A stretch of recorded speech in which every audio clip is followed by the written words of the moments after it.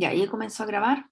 Entonces, esta es la clase del jueves 7 de abril, en la tarde, las generalidades del paciente felino. Y quedamos justamente aquí donde vamos a empezar a ver las particularidades del paciente felino.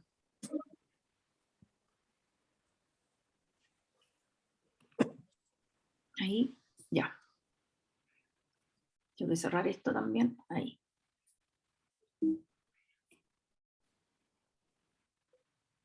Ya, la particularidad entonces del paciente felino, que queden anotadas y con lo cual nos vamos a ir moviendo nosotros, va a ser que la temperatura normal del paciente de 38 a 39 grados Celsius, viendo un poco lo que habíamos hablado anteriormente, que pueden llegar a veces con hipertermia por condiciones, por mucho calor o por otras circunstancias, pero uno toma como normal hasta 39 grados. El VGA más o menos se maneja entre 30 y 45%. Hay algunos autores que lo ocupan más bajo, pero nosotros ya con un 30%, bajo 30% ya empezamos a pensar en anemia. La frecuencia cardíaca, 150, 200 latidos por minuto. Generalmente ellos llegan con frecuencias cardíacas bastante altas, por eso lo consideramos ya las 200 latidos por minuto dentro de rango a veces. Frecuencia respiratoria 20 a 50 ciclos por minuto, y la presión sanguínea de 120 a 140 milímetros de mercurio como normal. Y las edades, como les decía, es algo que uno tendría que registrar siempre en las fichas clínicas, y justamente dividimos el diplomado según las edades. Este es lo que se ocupó por mucho tiempo y ahora se ha ido cambiando nuevamente, es lo que pasa en los grupos felinos, que cambian casi todo, cada 2 años cambian las cosas. Y porque el que se está ocupando ahora es el que se ocupó por muchos años. Y después se cambió parece por el 2010 se cambió a este, y ahora de nuevo se cambió al otro. Bueno, la edad es la esperanza de vida que uno debería mostrarle, y a veces tenerlo quizás esto fotocopiado en la consulta, y mostrarle al dueño que la esperanza de vida es un gato de 20 años, ¿ya? Y nuestro promedio en Chile es de 3 años, y las hembras en los últimos estudios se ha visto que han durado un poquito más, 5 años. Y un poco por la cultura de que las hembras en general se esterilizan mucho más que los machos. Y se trataba entonces que el kitten era hasta los 6 meses, y junior se llamaba de 7 meses hasta los 2 años, después como adulto de 3 años a 6, y después el maduro de 7 a 10 años, y el senior de 11 a 14, y ya como geriátrico total el de 16 años, ¿ya? Y este es lo nuevo que se publicó el año pasado, en que se dividía mejor en 4 categorías ahora: el kitten hasta el año, el adulto de 1 a 6 años, y el adulto maduro, se podría decir, de 7 a 10, y el senior o geriátrico sobre 10 años. Y como les digo, realmente era el patrón que más utilizábamos. Llegábamos hasta los 10, 11 años porque teníamos pocas posibilidades de ver gatos viejos. Ahora sí se ven mucho más gatos viejos, es decir, yo ya veo más gatos viejos que gatos jóvenes. Y se caracteriza un poco más porque se acerca un poco más a las edades y a las condiciones fisiológicas del ser humano. Por eso se volvió a ajustar a esta edad. ¿Y qué características tienen? Que en la adultez, el gatito de 1 a 7 años es un periodo reproductivo, ¿no es cierto? Es un periodo en que el gato está activo, musculoso, tiene más tejido magro, y un alto consumo energético por lo mismo. Y en la madurez, sobre los 7 años, ya empieza a bajar la actividad, empieza a aumentar de peso, pero aumenta en base a más grasa corporal, y empieza ya obesidad y a aparecer enfermedades. Entonces, por eso uno ya en esta edad de 7 a 11 años se ha puesto tanto hincapié, sobre todo en que uno empiece a hacer consultas de todas maneras una vez al año, para que el gato llegue a viejo en mejores condiciones. Ya senior o geriátrico entonces ya sería sobre los 11 años, donde se pone mucho más selectivo en la alimentación, más sedentario, más somnoliento, y empiezan a bajar de peso y empiezan a bajar masa muscular. El peso, como les decía, registrarlo siempre. Es importante, a veces 100 gramos que ellos bajen de peso es indicativo de que algo está pasando, y se ha visto también que la sobrevida de los gatos es menor cuando empiezan a bajar de peso, si tienen una enfermedad renal crónica, por ejemplo, y empieza a bajar de peso, se empieza a ver que la sobrevida es menor. Por lo tanto, es importante registrar el peso, tener las balanzas adecuadas en un sector tranquilo, como le digo a veces en la misma mesa de consulta, ¿ya? Ahí está otro tipo de balanza, ellos se ponen ahí tranquilamente, esta es de un journal, pero en general hay estas balanzas también acá y uno, el gato se coloca y uno a veces puede examinarlo ahí mismo. ¿Mm? Ahora, ¿qué nos indica la pérdida de peso? Y es lo que uno debería ver, porque siempre dice pérdida de peso porque envejece, pero antes de decir que pierde peso por envejecimiento, hay que descartar varias cosas. Puede ser por una ingesta inadecuada de energía, y eso puede ser una anorexia por dolor, ejemplo, que tenga un dolor, sobre todo una gingivostomatitis, ¿no es cierto? O por neoplasia, que tenga un síndrome de mala absorción, y ahí estamos con enteropatía, o un linfoma alimentario, o un hipertiroidismo, o bien que sea baja de peso por mala digestión, donde tendríamos una insuficiencia pancreática exocrina, un hipertiroidismo nuevamente, o gran cantidad de parásitos intestinales, o por pérdida de nutrientes, donde las nefropatías o cualquier patología perdedora de proteína, tendríamos entonces pérdida de nutrientes, un estado hipermetabólico, ahí tenemos el hipertiroidismo, neoplasia, cardiomiopatía, fiebre o enfermedades inflamatorias crónicas, incapacidad para metabolizar los nutrientes y la absorción, obviamente la diabetes mellitus, y lo último entonces, pérdida de masa muscular y mala absorción de proteínas que lo da el envejecimiento, ¿ya? Pero como ven, la pérdida de peso hay que considerarla y hay que descartar todo este grupo de patologías que nos pueden llevar a pérdida de peso para poder decir que está solamente por envejecimiento bajando de peso. Y aquí entonces lo otro que va muy asociado al peso es la condición corporal. Y la tabla que más utilizamos en la condición corporal en gato es la de 1 a 9, que me preguntaban en la mañana. Yo lo encuentro que quizá un poquito mejor en cuanto, porque muchas veces colocamos 2,5 porque no alcanzaba a ser 3, porque 3 era el normal. Entonces, esta yo creo que la deja mucho más clara. 5 sería el normal, y 3 ya cuando empiezan entonces a verse las costillas, ya uno lo ve bastante más flaco desde arriba, obviamente el 1 cuando ya está caquético, ¿no es cierto?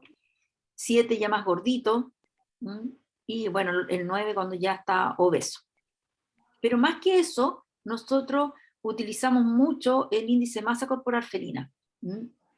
Yo tengo esta tabla plastificada en la misma clínica, no hago la fórmula.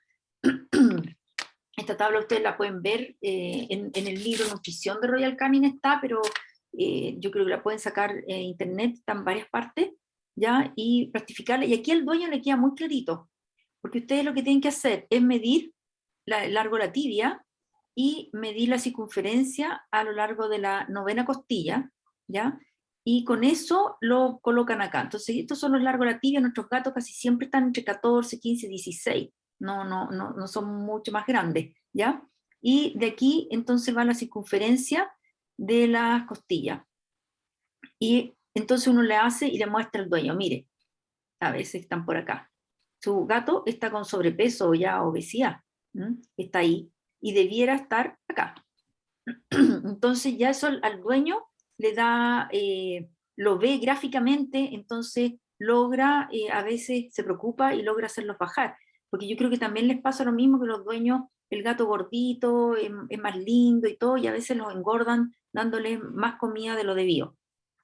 También están relacionados, nosotros hicimos un trabajo, una tesis, donde vimos que estaba relacionado la resistencia a la insulina justamente con aumento de la circunferencia aquí a nivel de la 9ª costilla. Es lo mismo que está demostrado en humanos, ¿ya? Así que es algo que uno debería preocuparse, sobre todo en gatos de mayor edad que empiezan a ser obesos, de que no lleguen a ser realmente obesos y empezarlos a bajar de peso.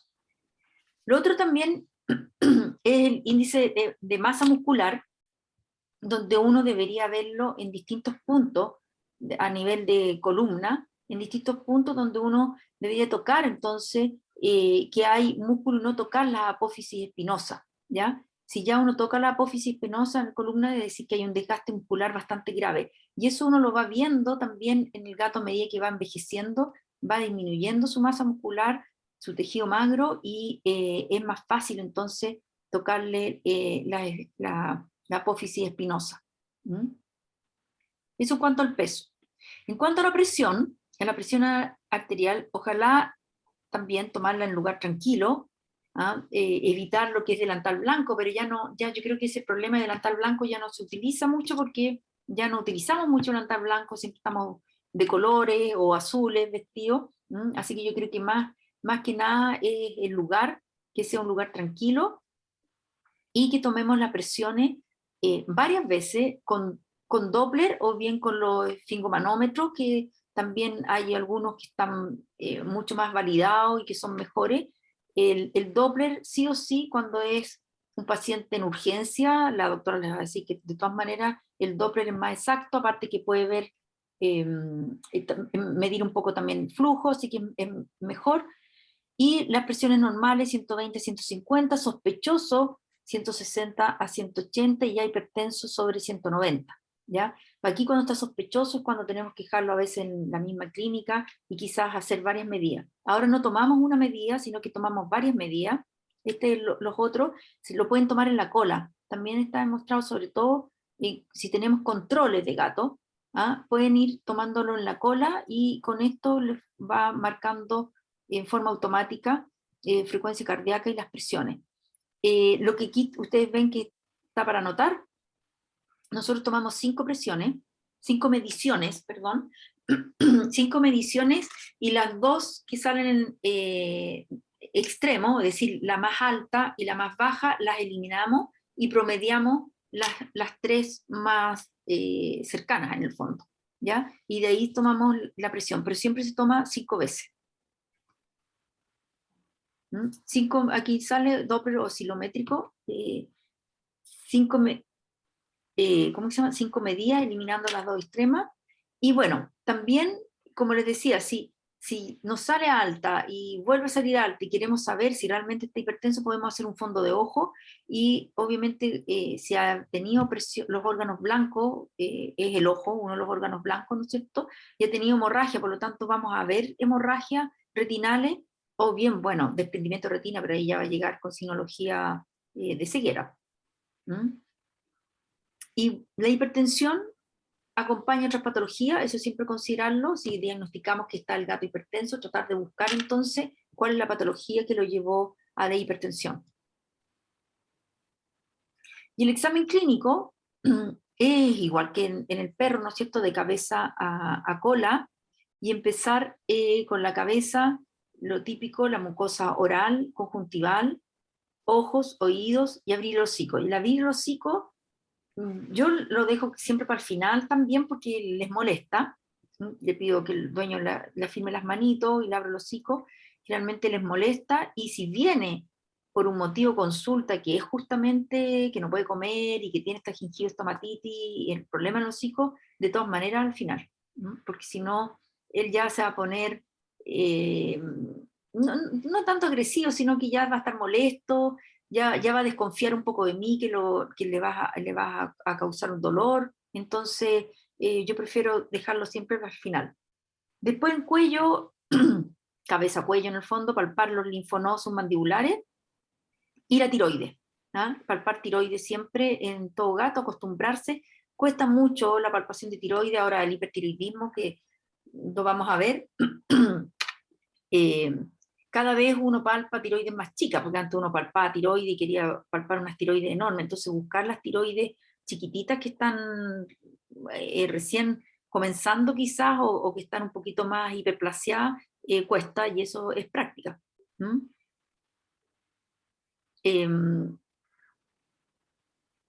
No sé qué es lo que quería decir con esta foto, pero ahí a veces ponerle la mantita, si él se siente como más acogido o mejor con la mantita, colocarle ahí un poco la mantita para examinarlo, siempre por detrás, como les decía. Ver, aquí tiene un problema dental, y primero ver un poco el hocico, La mucosa, yo le hago la mucosa, el tiempo llene, pero después me pongo a abrir el hocico como tal para verlo. ¿Mm? La abertura del hocico también yo la hago diferente, es decir, en el perro generalmente uno lo pesca de aquí, ¿no es cierto? Lo mejor es tomarlo la articulación temporomandibular y la mano ahí, donde uno puede mover la cabeza lo más bien y bajarlo con el dedo índice, la mandíbula, y con el pulgar y empujar hacia arriba, y ahí entonces uno va a ver si a veces hay cuerpo extraño o hay una gingivitis o las glándulas aquí salivales están hipertrofiadas, no sé. Lo puede ver uno al empujar con el dedo, y uno con esta mano mueve la cabeza, por lo tanto es más difícil que el gato muerda. Ahí, si ustedes ven, también hay un complejo gingivitis tomatitis, hay dolor, pero el dueño le toma por detrás las manitos y uno puede hacer el movimiento y observar el hocico. ¿Mm?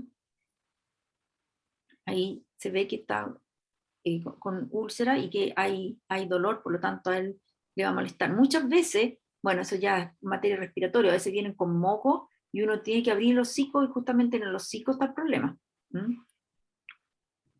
Y ahí que pueden ver que está mañoso, pero tocándolo así es mucho más fácil el proteger un poco más las manos.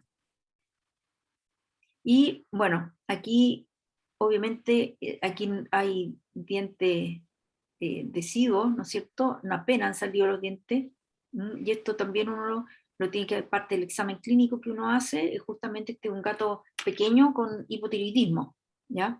Poco frecuente, pero que ya no es tan poco frecuente porque cada vez lo estamos diagnosticando más. ¿Mm? Otro que también ve que viene por secreciones nasales, y a veces me lo dirían por eso, pero uno abre y miren aquí, tiene una neoplasia. ¿Mm? Entonces, abran los hocicos hay que abrirlo, por eso yo lo hago al final de la consulta. ¿Mm? Bueno, ahí ya hay que observar a la inspección su carita, los ojos, 6 secreciones, aquí hay un aumento de tamaño, ¿no es cierto? Y una deformación nasal, por lo tanto ya nos está diciendo bastante información al respecto. Lo otro, algo que lo vamos a ver en respiratorio, pero que es algo tan sencillo como colocar un portaobjeto y ver si respira por ambos hollares o por un hollar. Es algo que también uno debería hacer en forma rutinaria, para irse acostumbrando a hacerlo, porque a veces cuesta. Ellos entonces se condensa el vapor de agua al expirar y va formando, y ahí uno puede decir, mira, aquí del hollar izquierdo respira y con el hollar derecho no hay respiración, no hay flujo de aire. Y eso entonces ya nos indica, si viene con secreción y todo, que hay una patología ahí, que lo más probable que puede ser una masa. ¿Mm? Entonces algo bastante sencillo que uno puede hacer durante el examen clínico. ¿Mm? Observar entonces bien la nariz, los hollares, los ojitos, si hay secreción, no hay secreciones, si hay entropio, no hay entropio, todo eso es parte de un examen clínico completo en un gato. Miren, esta nariz también viene, y hay toda una deformación en la nariz, ¿no es cierto? Y también podemos ver que hay carita de dolor, miren las orejas, miren los chinitos. Entonces ya también nos dice, no es porque lo está tomando así, sino porque realmente el gato está así, está con dolor. Entonces, eh, todo eso uno lo va pesquisando y lo debe ir colocando en la ficha clínica. ¿Mm? La palpación de tiroides, distintos tipos de palpaciones, no dicho que esta es más efectiva que esta, pero realmente hacer las dos, yo prefiero hacer las dos, cuesta acostumbrarse. La tiroides son larguitas y están a lo largo de la tráquea, arriba, después del cricoide, ¿ya? Y no es palpable normalmente, no se palpa, pero sí cuando hay un aumento de tamaño se palpa. Por lo tanto, uno debería pasar los dedos a lo largo de todo el trayecto de la tráquea, porque si es muy grande a veces baja, ¿ya? O bien hacer esta, que es la técnica de Nosworthy, que la escribió el autor, con la cabecita girada en 90 grados y con un dedo índice hacia este lado, y después la gira la cabecita para el otro lado y con el otro dedo índice de la otra mano hace al otro lado. Y ahí ver, y si uno ve que hay un aumento de tamaño o que uno la sienta, ya podría empezar a pensar, juntarlo con otras cosas, si es que hay un hipertiroidismo o no. Después tenemos el tórax. Ya vamos bajando el tórax, donde podemos ocultar, percutir, hacer la compresión de tórax, y bueno, ¿qué nos va a hacer el gato si ya tenemos todo, que sea todo muy placentero? Nos va a ronronear. Y ahí nos perjudica bastante nuestra ocultación, ¿no es cierto? Entonces, ahí hay varias cosas. Uno, pueden hacerle inducir el reflejo de oxígeno, les molesta, por lo tanto ahí también si van a toser hacen una inspiración bastante profunda, y justamente es lo que yo quiero escuchar, voy a escuchar mucho mejor, porque ellos mueven muy poquito aire y cuesta hacer la ocultación. Entonces, si él inspira profundo, voy a escuchar mejor. Lo otro también es ponerle un poco de agua al lado, o bien en un riñón, y tirarle un poquito en la cara, y ya lo más molestoso sería acercarse a la llave y que vea agua. ¿Mm? Siempre hacer la ocultación por detrás también, y esté viendo a su dueña, y uno va ocultando. Acuérdense que el corazón es bastante ventral, cerca del esternón, ¿ya? No es tan lateral, y ahí detectar si es que hay soplo, no hay soplo. Ojalá ver también concordante con el pulso, pero sí que eso sí se lo afirman, porque realmente no pueden ver pulso femoral, afirmar el gato y ocultar, así que ahí ya no podrían. Y cuando están viendo los ruidos respiratorios, juntarlo con la inspiración y expiración, ver si está inspirando o expirando para asociarlo al ciclo respiratorio, el ruido. ¿Mm? Ver la compresión, entonces, que habíamos visto, la compresión de tórax, si se comprime o no se comprime menos o más. Acuérdense, los gatos viejos se comprime menos. ¿Mm? Y ya llegamos al abdomen. Y el abdomen, también abdomen blando, indoloro. El abdomen del gato es fácil de palpar, es la ventaja más grande que tiene el gato, lo más lindo que tiene, que uno lo puede palpar entero, y pueda dar, y da mucha información. ¿Mm? Por lo tanto, que digan abdomen blando no dice mucho, porque el abdomen del gato en general es blando, tiene una capa muscular muy delgada, por lo tanto uno puede palparlo bien. Indoloro, ¿sí? Si le duele, es porque están ocupando la mano muy firme. No debería dolerle, al menos que le duela el órgano. Si ustedes me dicen, yo palpo riñón y le duele, ahí sí te creo. Yo palpo intestino y le duele, sí. Palpo colon, palpo vejiga y le duele, sí. Pero que me digan, el abdomen le duele, es porque palparon mal. Palparon mal, puede decir, apretaron mucho y le dolió. Entonces uno puede palpar bien, puede palpar todos los órganos, hígado, estómago, intestino, colon, vejiga, los 2 riñones. Si le sobra una masa, quiere decir que ya hay una masa. Es decir, si palpan 3 riñones es porque hay una masa. Entonces, siempre que vean una masa, busquen los riñones, y entonces uno busca, ya hay 2 riñones, entonces ya esto es una masa, y le tratan de ubicar en qué lugar está. Y bueno, ya en algunos gatos pueden palpar el vaso también. Entonces, le entrega bastante información de que si está grande, no está grande. Los linfonodos mesentéricos, también ponte en un PIF, ustedes pueden palpar los nódulos mesentéricos, pueden palpar un riñón irregular. Entonces un hígado también irregular, es decir, da mucha información, y eso, bueno, yo creo que muchos de ustedes quizás ya lo hacen, desarrollar un poco la técnica de la palpación, y no basarse tanto, porque los jóvenes, no es porque tengan nada contra los jóvenes, pero los jóvenes están más acostumbrados y tienen acceso a la ecografía, entonces esperan que el ecografista les diga todo. Y ahí yo, diciendo, porque mis manos lo pueden decir. Obviamente con la ecografía lo confirmo, a veces, claro, el vaso, el hígado, uno se puede enredar, pero traten de desarrollar el sentido. El sentido de la palpación, porque hay veces que van a tener pacientes que quizás no van a poder pagar la ecografía, o, o no tienen acceso rápido a la ecografía, y necesitan la información ustedes. Bueno, de piel y miembro, alopecia por falta de escalamiento. Vean bien, un gato que viene con los pelos parados, lo primero que uno piensa es deshidratado. El gato siempre viene con sus pelitos muy ordenados. Si están desordenados es porque está deshidratado. Lo otro, a veces tienen los pelos todos desordenados o apermazados en el dorso. Es un gato gordo, porque el gato gordo no llega al dorso, y por lo tanto no se acicala y se le apermaza el pelo ahí. Entonces, ir viendo si son por esas causas o bien es por falta de acicalamiento porque tienen una patología. Si tienen una patología, ellos se van a dejar de acicalar. Entonces puede haber por dolor que no se acicalen. Y buscar en la piel entonces la alopecia, buscar las heces de ectoparásitos, que no van a encontrar los pulgas, muy raro, al menos que tenga demasiadas pulgas para que encuentren las pulgas en el gato, pero sí las heces de pulgas sí. Y bueno, cuesta también hacer entender al dueño que tiene pulgas, porque generalmente le dicen que no tiene pulga porque lo revisan y no tiene pulga. Pero sí las heces de pulga. Entonces ahí también uno lo puede mostrar, frotar con una gasita quizás o un algoncito, sacar las heces, la humedecen y le van a mostrar de que está rojita, como de sangre. Y ahí ya uno le explica que no es mugre, no es tierra, sino que realmente son heces de ectoparásitos.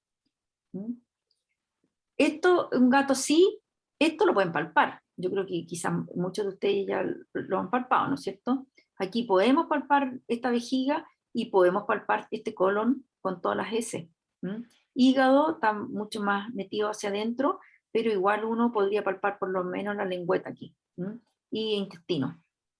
Por lo tanto, aquí ver, claro, está impactado, tiene muchas heces, pero es por megacolon o es secundario A. Ahí está el riñón, y a veces esto es secundario A, no está tomando agua, o bien sí toma mucha agua, pero orina mucho, porque es un enfermo renal crónico. Entonces, buscar, como les digo, siempre el diagnóstico, ¿ya? No tratar solamente el signo. Orina, hacer los urianálisis, siempre nosotros hacemos hemograma, perfil urianálisis, el gato es un gran concentrador de orina que vamos a ver, por lo tanto el que no concentre la orina ya nos indica algo, y hacer los urianálisis. Lamentablemente es más difícil pedirle al dueño que nos traiga orina. Yo trato de que pongan una tapita cuando hacen en su cajita y le tome la orina y después con una jeringa lo traiga en el mismo momento, sí, porque no me van a traer 2 días después porque ahí ya no sirve para nada, para hacerle el examen, el urianálisis y no hacer la cistocentesis. Pero si quiero una orina funcional donde voy a ver la relación proteína-cretinuria, sí tengo que pedir entonces la cistocentesis. Ahora, la cistocentesis nuevamente, pues la pueden hacer con ecoguiado o bien a ciega. Cuando uno dice que la va a hacer a ciega, todos miran raro y mal, así que háganla ecoguiada, si quieren. Muchas veces nosotros le pedimos justamente que le van a pedir la ecografía y piden que tomen la muestra de orina, pero si quieren un control a veces en la clínica uno puede hacer una cistocentesis. Bueno, ellos recomiendo que tengan refractómetro en sus clínicas y que hagan ustedes las densidades y las envíen igual la orina al laboratorio, pero tomen ustedes las densidades porque a veces se demoran ellos en tomar las muestras y pueden variar estas densidades. Ellos, aquí puse 1030, pero ya nosotros sobre 1035 estamos tranquilos, ¿ya? Pero si un gato está deshidratado y viene con 1035, no, o 1030 ya no. Por eso nada se lee solo, todo se tiene que leer con el paciente, como les digo, cada paciente es cada paciente. Porque si llega deshidratado, yo lo que espero que esté concentrando la orina y esté mayor a 1050, ¿no es cierto? Entonces, si ya llega en 1030, deshidratado, obviamente que no, que lo voy a ver que quizás hay una patología renal, hay un enfermo renal crónico. Analizar siempre los sedimentos y la proteína creatinina. Ahí estamos con el doctor Sae en internado cuando volvimos, esto fue el 2021, los pobres están todos disfrazados, estábamos terriblemente disfrazados con el COVID, ahí haciendo nuestros pasos prácticos, y así que para gatos fue bastante molesto. Yo ahora no lo ocupamos, obviamente, porque estos delantales meten mucho ruido. Este gato sí se portó bien, y ahí entonces está haciendo la ecografía, y obviamente va a tomar la muestra de orina. Ver entonces también en piel las alopecias. Esta es una gata con alopecia, si ustedes la ven bastante dispareja en su abdomen, ¿ya? Esta era una gata hipertiroidea, que se arrancaba los pelos. Entonces, ¿cuáles son las patologías que lo afectan con mayor frecuencia al gato? ¿ya? ¿Y qué sistemas son los que se involucran mayoritariamente en él? Y lo que uno siempre debería tener como presente. ¿Mm? ¿Cómo responden a ciertas drogas y qué los hace diferentes a los perros?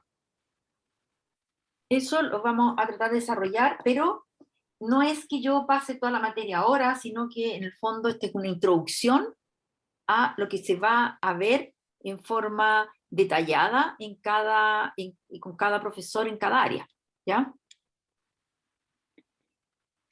Lo primero, y uno de los órganos que más se afecta en los gatos, es el sistema hemopoyético, ¿ah? Se afecta mucho más que en los perros y otras especies.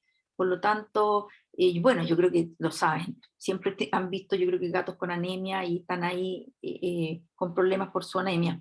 ¿Ah? Así que es un sistema que sí tenemos que siempre tenerlo presente, ¿ya?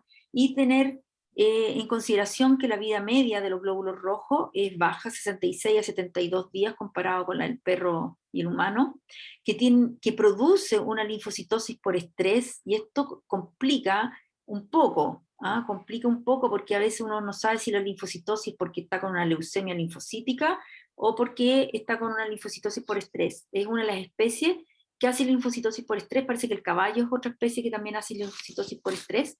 ¿Mm? Y a veces, yo más en gatos a veces jóvenes que vienen y que les sacan sangre y que hacen todo un estrés, pueden tener esas linfocitosis, son estrés agudo, ¿ya?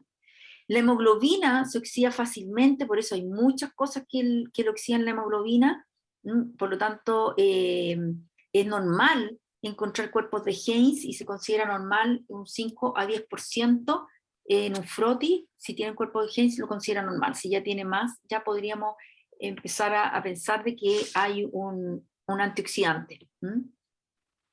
Por lo tanto ellos tienen, su hemoglobina es mucho más sensible. Bueno, rara vez presentan coagulopatías, pero sí su médula se afecta por los virus de leucemia e inmunodeficiencia, por lo tanto es indispensable aquí unos kits. Hay varios kits, como me preguntaban, test para hacer. Entonces, muchas veces es necesario tenerlos testeados si son positivos o no a los virus de leucemia. Y hacen anemia severa, ya le podríamos decir que una anemia severa es bajo 12%, ¿ya? Por lo tanto, ellos aguantan también eh, estas anemias severas y ya bajo un 12% debería uno ya estar pensando en una transfusión, ¿ya? En una transfusión. Pueden llegar gatos, y justamente por el virus de la leucemia, con 5, un 6% a veces de VGA, ¿ya? Y se mantienen relativamente bien, obviamente no hacen ningún esfuerzo y obviamente que hay que tratarlo, pero a veces nos han llegado así de críticos. Y bueno, tienen micoplasma, que el micoplasma lo van a ver después. Aquí yo les hablo que hay 4 micoplasmas, pero lo van a ver en detalle con la doctora Gisela Acuña, ¿ya? El micoplasma Haemophilus, y yo, bueno, lo van a ver con detalle con la doctora, y nosotros vamos a hacer mucho hincapié que el micoplasma no está causante de todo, ¿ah? Porque aquí, tal como les voy a decir, el micoplasma hemophilus, el que produce una anemia severa y el que a veces produce esta anemia hemolítica bastante severa, ¿ya? Independiente de su estatus viral, ¿ya? Y el micoplasma hemaminutum, el que más se encuentra en los gatos, y se asocia mucho al virus de leucemia e inmunodeficiencia, y a veces está muy en forma paralela, están los dos, y se exacerba si el gato tiene leucemia, puede hacer crisis por micoplasma, pero no es el causante muchas veces ni de la muerte, ni de los signos. Y ustedes pueden tener un gato enfermo de cualquier cosa o bien sano y puede tener micoplasma, ¿ya? Entonces, tener ojo con los diagnósticos micoplasma, porque gusta mucho mandarlo al laboratorio y que se salga micoplasma y echarle la culpa al pobre micoplasma, ¿ya? Porque no, la mayoría de las veces, yo diría la mayoría de las veces, no es el causante, al menos que sea que vaya a ser un micoplasma hemophilus, pero realmente no les dicen qué micoplasma es, por lo tanto es difícil por la clínica nuevamente, ustedes podrían deducirlo. Hay otros, que el candidato Mycoplasma turicensis, que también está con coinfección con el virus de leucemia, y el candidato Mycoplasma haemotoparvum, like. ¿ah? Pero todo esto lo van a ver en detalle con la doctora Acuña, y bueno, les podemos subir también, yo creo que ella también les va a subir la información sobre micoplasma, no la va a subir mejor yo el paper. Sí, lo importante del sistema de apoyo son los grupos sanguíneos, y esto sí es interesante, y la particularidad que tienen los gatos, ¿ah? Tienen el grupo A, B, AB, ¿ya? Estoy pensando que también se puso el MIC, el antígeno MIC, ¿ah? Que se ha descrito en doméstico pelo corto. No sé si ha salido nueva información sobre el antígeno MIC, no había mucha, pero lo que sí, lo que uno maneja son los grupos A, B y AB, que también son en distintos locus, no son por los mismos genes, ¿ah? Si ustedes ven aquí, algunos genes, cursor, algunos genes marcan si es A o B, pero la B es por otro tipo de genes, ¿ya? Pero lo que la literatura dice, que el grupo A es el dominante, 95% de los casos, y el grupo B es el menos frecuente, 5%, y que se asocia a razas puras, ¿no? Y sobre todo razas puras europeas. Pues yo les digo, no es así, bueno, sí, el A es dominante, el B no estoy diciendo que no, pero nosotros, como les dije desde un principio, yo trato mucho doméstico de pelo corto, pelo largo, no trato razas puras, y sí he tenido grupos B, ¿ah? Sí he tenido gatos grupos B, por lo tanto el grupo B está, ¿ah? Así que hay que tener cuidado con los grupos, los grupos de sangre, porque los gatos, como les dije, sufren de anemia, y a veces tienen anemia severa, y uno tiende a hacer la transfusión. Y bueno, ahí ya lo voy a hablar de la transfusión. ¿Qué pasa con la transfusión? Que también es distinto a las otras especies. Ellos forman en forma normal, todo gato a las 6 a 8 semanas de nacido forma anticuerpos contra el otro grupo. Es decir, a las 6 a 8 semanas de nacido, los gatitos A van a formar anticuerpos contra el grupo B, y los gatitos B van a formar anticuerpos contra el grupo A. ¿Ya? Entonces se forman anticuerpos, si ustedes ven, ya a los 2 meses de edad. Por lo tanto, si ustedes hacen transfusión sin tipificar, pueden causar entonces una hemólisis. Y en ellos también existe la isoeritrolisis, que es entonces, sobre todo si nace un gatito, ¿cómo se llama? A de una gatita B. Porque la gatita B, los B son los que forman anticuerpos bastante fuertes contra los gatos A. Así que ellos pueden tener a veces isoeritrolisis y camada, sobre todo en gatos de raza que los cruzan, pueden sufrir de isoeritrolisis, ¿ya? Pero uno lo tiene que tener pendiente, sobre todo en gatos cuando van a hacer transfusiones. El grupo B, entonces, el grupo B es el que forma anticuerpos fuertes, hemaglutininas IgM, anti-A. El grupo A forma anticuerpos débiles, hemolicina y hemaglutinina, entonces contra anti-B. El grupo AB no contiene anticuerpos, pero tampoco es tan receptor ni dador universal, ¿ya? Porque se ha visto, aquí ponte que ya os vamos a transfundir un grupo AB, y se lo transfundimos porque no tiene anticuerpos, pero se lo pasamos a un gato B que tiene anticuerpos fuertes, igual reacciona contra la, aunque sea grupo AB. Entonces no es un dador universal. Entonces, si tenemos un receptor B que tiene anticuerpos fuertes, y le vamos a colocar el donante A, que es lo más típico que van a encontrar ustedes en los bancos de sangre, van a encontrar A, ¿ya? Va a producir hemólisis severa, y los eritrocitos van a durar 1 hora.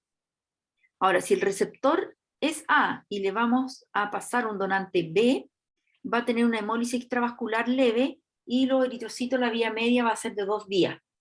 ¿Ya? Entonces, por eso está descrito un poco lo de la xenotransfusión. Lo de la xenotransfusión, que es transfundir sangre de otra especie. ¿Ya?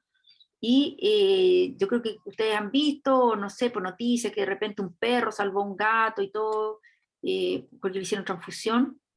Bueno, eso es lo que más se ha escrito, pero también tengan cuidado. Yo le hablo de la xenotransfusión, que a veces me lo malentienden. si un gato viene por trauma y está perdiendo sangre, ¿ya? Y le llega con un VGA y está choqueado, y realmente necesitamos volumen, pero también necesitamos oxígeno, que el transporte de oxígeno y todo, bueno, no tenemos cómo hacer, lo más riesgoso va a ser colocarle entonces una sangre sin saber ni qué grupo tiene el gato ni el dador. Ahí yo diría que uno puede hacer la xenotransfusión. Pero ahora si tenemos un gato con leucemia que crónicamente ha ido perdiendo su volumen globular, ¿cómo se llama? Corpuscular, o su eritrocito, si los ha ido perdiendo lentamente y está con anemia crónica y todo, yo no le haría una xenotransfusión. En ningún caso, es decir, realmente ese gato está adaptado a esa hipoxia y a esa y a eso, entonces tendríamos que buscar la causa y tenemos tiempo, no es algo urgente. Yo la xenotransfusión sí la recomiendo, pero en algo urgente, que necesitamos volumen, necesitamos transportar oxígeno, y ahí podríamos hacerla. Pero en la anemia crónica uno tiene tiempo para trabajar, diagnosticar y poder ver y hacer ¿cómo se llama? Una transfusión con un dador compatible. Existen las cartillas para hacer, pueden hacer los cross-matching y todo, pero realmente existen las cartillas que son mucho más rápidas para hacer la tipificación. Entonces aquí uno pone la sangre con suero fisiológico, y aquí pone la sangre, aquí hay anticuerpos, por lo tanto uno coloca la sangre y en los dos lados, en los tres lados, y aquí ustedes ven que aglutinaron, y ven que una macroaglutinación bastante marcada es tipo B. ¿Por qué? Porque los B tienen anticuerpos fuertes contra la A. Y aquí es B, es A y si ven, es más difícil de verla porque hay una microaglutinación más pequeña. Este es tipo A, ¿no es cierto? Es tipo A. Hicimos un estudio, pero ya viejo, ya no he hecho estudios nuevos, así que perdón por mostrar estudios viejitos, ¿ah? Donde empezamos a ver en 70 gatos, en, en 2 años se hizo con estas cartillas, y se vio entonces que teníamos grupos A y B. Entonces con esto es como para confirmar lo que le estoy diciendo, que hay grupos A y B, y doméstico de pelo largo B, y doméstico pelo corto igual.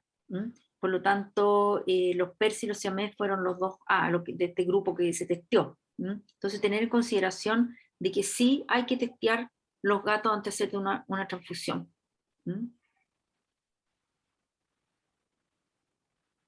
¿Cómo vamos? ¿Dudas hasta aquí? Voy muy rápido, parece. Doctora, yo tengo una duda. Dígame. En términos generales, hablaba usted de la presión. ¿Sí? ¿Las presiones se normalizan al tratar la enfermedad de base? O sea, yo voy a medicar con un amlodipino, por ejemplo, hasta que estabilice la enfermedad o la patología de base, o doy la medicación antihipertensiva. Bueno, ese es el objetivo que tú ponte, pero quizás está hipertenso porque es enfermo renal crónico. Entonces, también hacer todo lo asociado a la enfermedad renal crónica, porque la enfermedad renal crónica no la vas a mejorar, lo único que quieres tú es que no progrese, por lo tanto, que la hipertensión tampoco progrese, y mantenerla. Entonces, con el amlodipino o el temizartán, no sé, pues tratar de mantenerla. Bajarla, obviamente. Ya, y otra pregunta, pero bien por encima. Usted mencionó que los micoplasmas pueden estar normalmente en la sangre. Sí, sí. ¿Cómo saber cuándo es así? ¿Cómo saber cuándo no tengo que tratar por signos clínicos?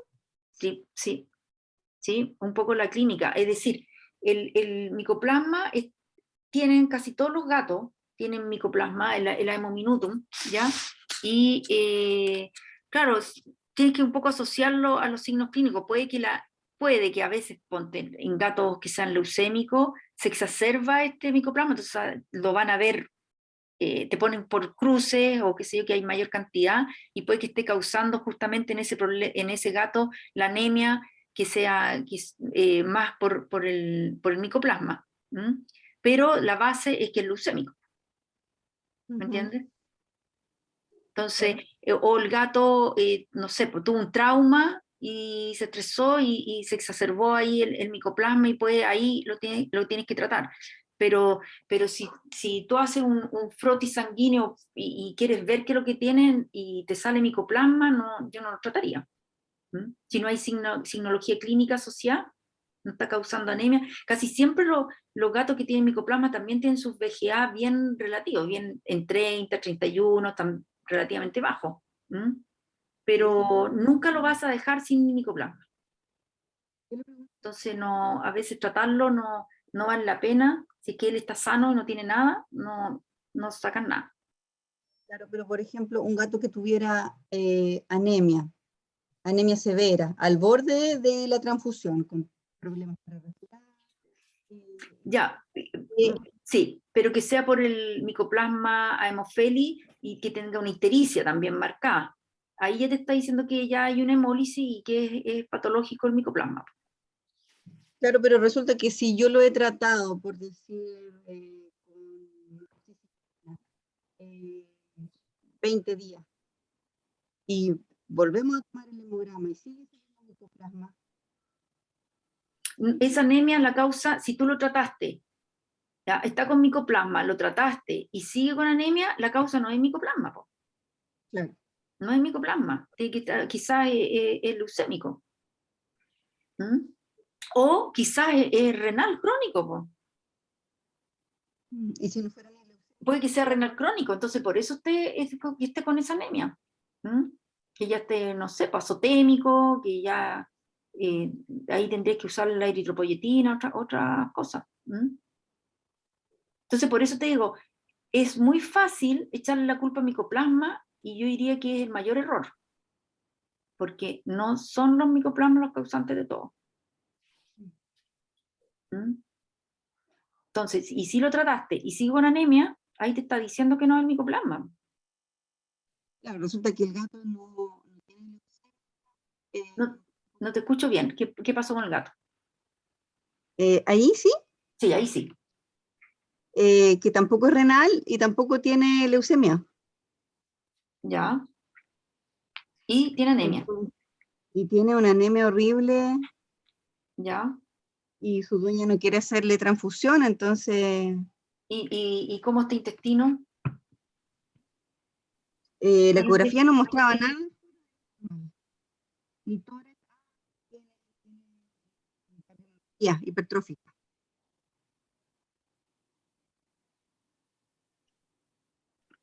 No te escuché bien.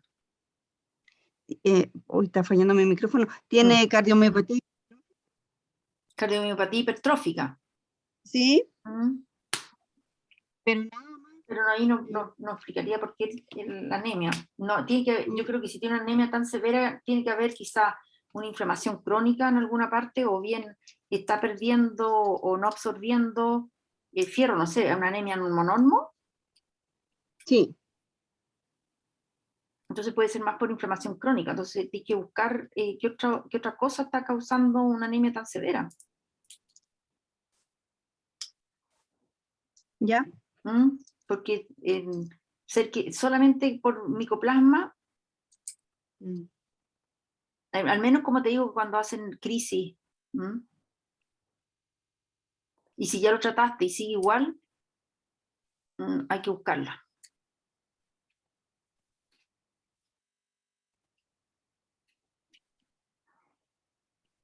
Gracias. Está malo tu micrófono porque no escucho nada.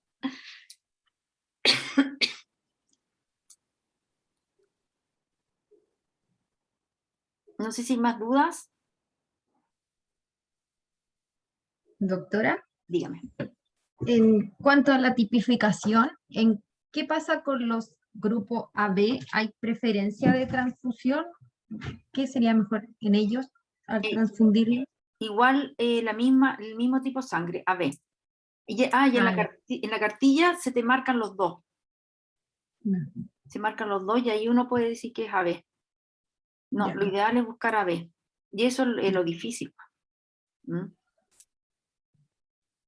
Pero en caso de una emergencia no hay que pueda uno ponerle A, por ejemplo, o B, como No, por el B, momento mientras se busca.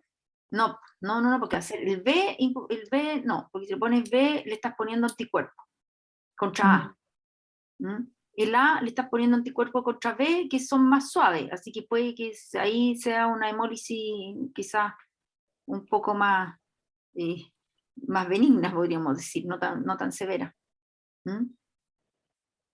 Pero sí reacciona la sangre que tú le colocas porque le estás colocando los anticuerpos. En conjunto con los eritrocitos van los anticuerpos. ¿Mm? Ya, perfecto. Entonces, si quiere, por eso te digo, si tiene una emergencia así como un trauma en que está perdiendo sangre, una hemorragia y todo, y el gato necesita volumen, Mejor la la xenotransfusión. xenotransfusión. La xenotransfusión. Ya, ¿Mm? gracias. ¿Ya?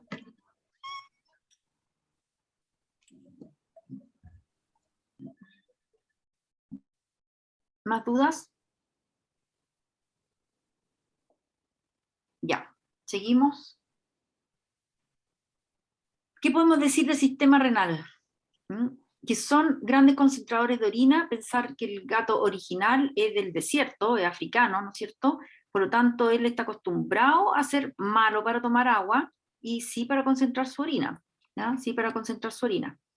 Por lo tanto, ellos tienen densidad alta, como les decía, sobre 1035, 1040, ya 1035 uno lo toma ya normal, y tenemos gatos en general, uno los encuentra sobre 1040, 1055. Por lo tanto, ya las tiras reactivas no te sirven, por eso hay que ocupar los refractómetros. Las tiras reactivas no sirven para ver densidad. Entonces uno tiene que medirla, ¿ya? Y hacerla, ojalá cuando tomen la muestra de orina, hacerla ustedes, anotarla y después lo corroboran con el que le traen, pero muchas veces sale alterado, por lo tanto yo siempre confío más en lo que veo yo.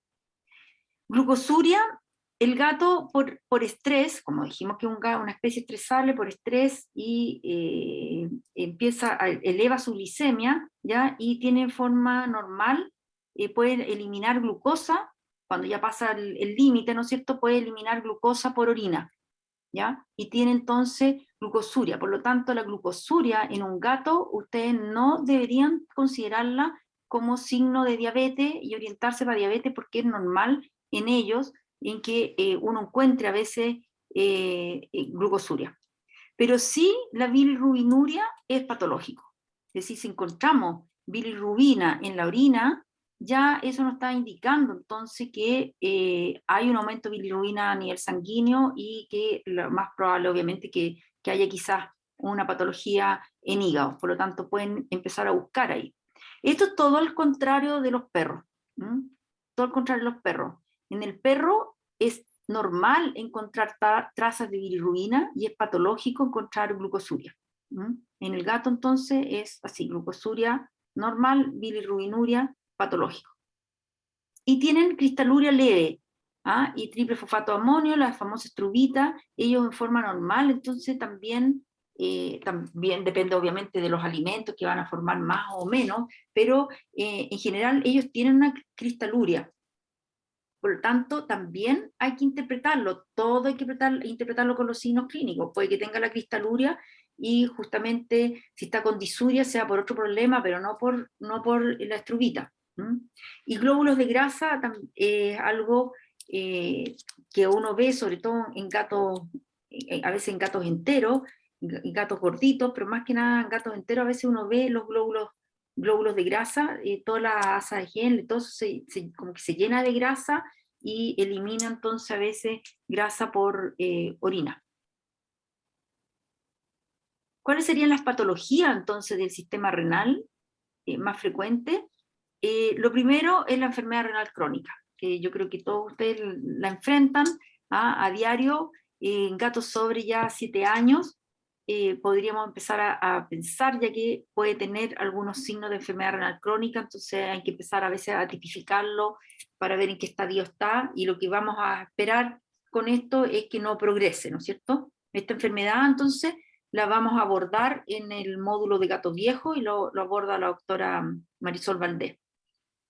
Las patologías del sistema urinario bajo, el famoso FLUT, que algo que siempre yo peleo en la facultad, es que me ponen en la ficha diagnóstico FLUT. No es diagnóstico, ¿ah? No es un diagnóstico FLUT. Yo lo digo así, vienen ahí porque si en la prueba yo les pongo ahora el diagnóstico FLUT y me marcan FLUT, no es diagnóstico, ¿ya? El FLUT lo único que le dice que hay una patología en el tracto urinario bajo. ¿Pero qué patología hay? Puede ser que haya una cistitis, que haya urolito, que haya una neoplasia intravesical o de vía en la uretra, o puede ser quizás por fuera, no sé. Pues indica que la patología, lo único que hacen es ubicarse donde está la patología, que está en el tracto urinario bajo, nada más. Pero no le está diciendo qué patología es, por lo tanto uno tiene que poner los apellidos, como se dice.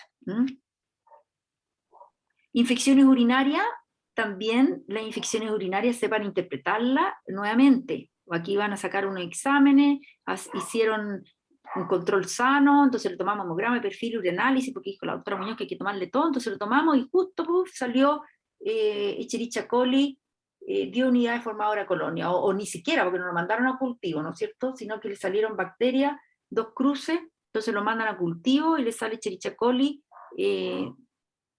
10, 20 unidades formadoras de colonia, pongámosle, y resistente a todo. ¿Es una infección urinaria? ¿La trato? ¿No la trato? No. No la trata. Si no hay signos clínicos, no la trata. Y si tiene 20 unidades formadoras de colonia, no es nada. Por lo tanto, no. Entonces, nuevamente, interpretar los exámenes de acuerdo al paciente. Ahora, los gatos en general, como son concentradores de orina y tienen densidades altas, es poco frecuente que tengan unas infecciones urinarias, sino que ya empiezan a tener las infecciones urinarias en gatos más viejos, donde uno ahí debería preocuparse sobre todo en un gato con enfermedad renal crónica, donde sus densidades a veces son 1020, y obviamente están más predispuestos entonces a tener infecciones urinarias ascendentes, o a veces hasta pielonefritis. Entonces, ir viendo, comparando un poco con las densidades, y nuevamente ir leyendo al paciente. Y riñones poliquísticos, sí lo vemos en gatos persas y derivados de persa.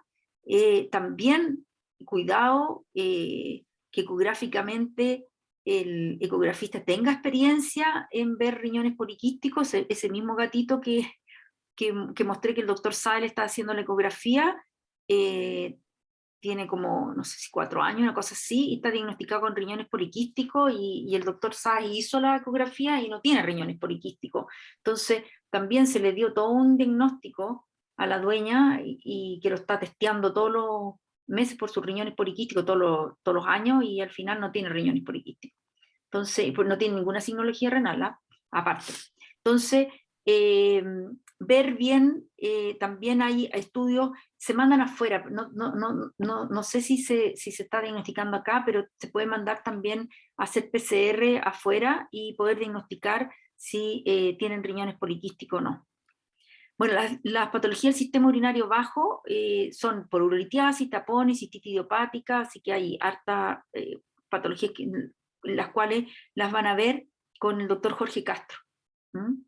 Las infecciones urinarias, ¿cómo se llama la infección? Bueno, en las infecciones urinarias, ahí sí que no me acuerdo. Los riñones poliquísticos, las vemos acá. Los gatos persa y el exótico de pelo corto y las cruzas de ellos son los que están más predispuestos, es por un gen autosomal dominante, ¿ya? Y forman quistes en la corteza renal uni o bilateral, ¿ya? Y de diferentes tamaños, pero se diagnostican a temprana edad,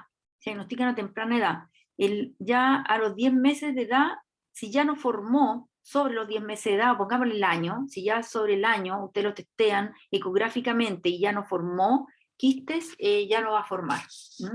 Y se hace entonces por un diagnóstico PCR a las 8 o 10 semanas de edad. Entonces, cuando tienen gatos persas, uno podría mandar ¿cómo se llama? Estas muestras para ver si es que va a tener riñones poliquísticos o no. Lo más importante de esto es sobre todo que a veces la gente quiere comprar gato persa, y los criaderos no son muy conscientes de esto, como en varias cosas, como en el gato persa justamente. Cada vez los hacen sin nariz, lo cual los pobres sufren con los herpes bastante, y con el síndrome braquicefálico harto, ¿ya? Y aparte tienen los riñones poliquísticos, entonces a veces uno debería aconsejar al dueño, al tutor que va a comprar un persa, decirle que bueno, que pida los antecedentes, que los padres estén libres de riñones poliquísticos. ¿Mm? Aquí también un estudio también antiguo, donde se vieron 53 gatos persa o cruza, y se vio entonces que 25 gatos, estos 53 gatos, 25 fueron positivos, y los quistes fueron de 2 a 3 milímetros hasta 16 milímetros, 56% de ellos tenían en los dos riñones, el 32 en el riñón derecho, 12 en el izquierdo, y 5 o 6 gatos tenían más de 10 quistes, ¿ya? Y la edad de unos 10 años de edad. Es decir, ahí te lo pesquisaron temprano. Y bueno, un buen porcentaje entonces eran de criadero. Entonces por eso tener cuidado y los testeando si van a tener un persa o derivado, los birmanos, el exótico, todo eso, pedir entonces que el dueño pida estos exámenes a los padres, y si no, empezar ustedes a testearlo, a hacerles ecografía o bien mandar afuera para ver si porta el gen o no. Del sistema endocrino,